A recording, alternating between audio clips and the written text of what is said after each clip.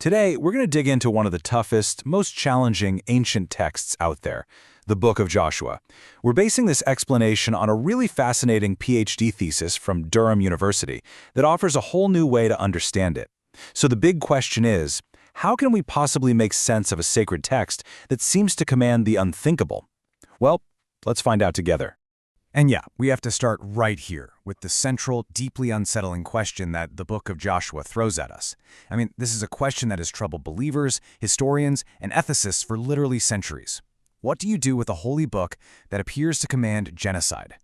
So let's dive in and really define what scholars call the Joshua problem, because it's this incredible tension that pulls the text in two completely different and conflicting directions. See, the problem hits you from two sides. First, you've got the text itself, which describes a command for total war, and that's something that is, let's face it, ethically shocking to any modern reader.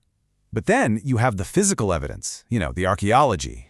Groundbreaking work at Jericho, for instance, suggests the city was already in ruins centuries before the supposed conquest even happened. So what you're left with is a text that's ethically horrifying, and it might not even be historically accurate. And believe me, this isn't a new problem. For centuries, this clash between violent ethics and, well, questionable history has created a real crisis of faith for readers. It forces you to ask a really fundamental question. If it's not a reliable historical account and its morals are repellent, then what is this book actually for? But what if trying to solve these problems head-on is the wrong approach entirely?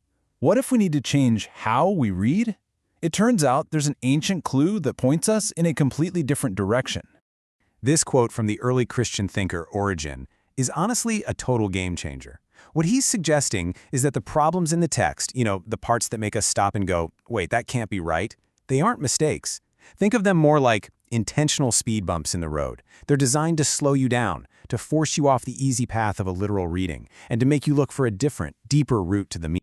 This chart really lays out the two different mindsets perfectly. Most of us, by default, we use that literal lens. We're basically fact-checking the text, asking, is this historically accurate? Is it ethically okay?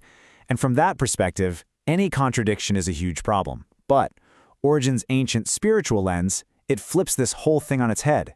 Suddenly, the problems aren't obstacles anymore, they're clues, pointing us toward a deeper, symbolic meaning.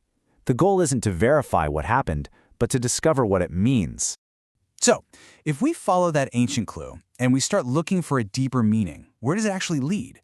Well, the thesis we're exploring proposes a really powerful answer.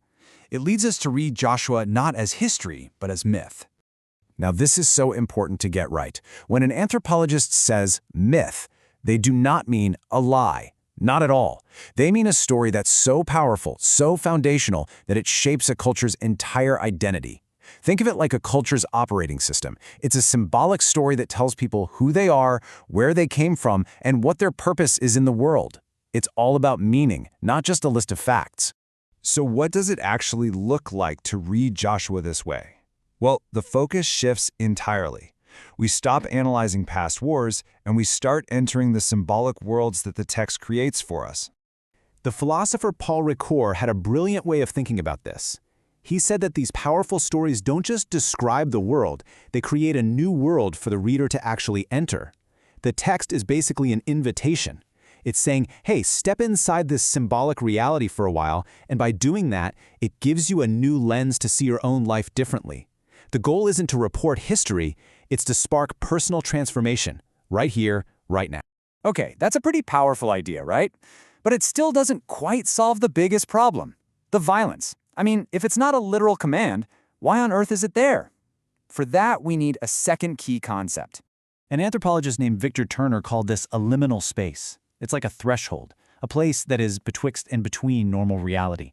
Think about a soldier's boot camp or even the chaos of graduation week.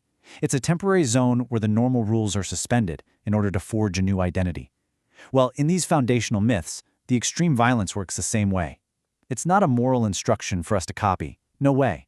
It's a powerful symbol for the chaos and the danger that comes with any profound change, whether that's building a nation or just reshaping your own life.